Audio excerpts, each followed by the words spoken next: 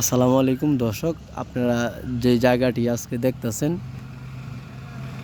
Tuker bypass বলা হয় একে। দুনো দিক থেকে আমাদের গাড়ি চলছে।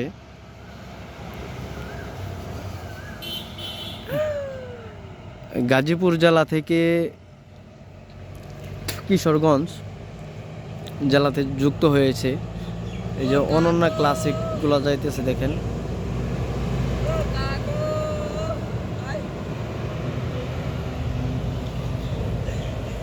আর মিনিটে কতগুলা অটো চলে তার কোনো হিসাব নাই।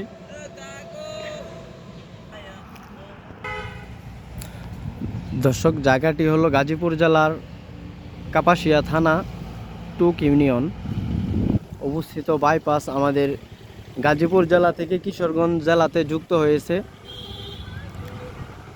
সামনে যেই সাইনবোর্ডটা দেখতেছেন সেটা হলো টুকের বাইপাস।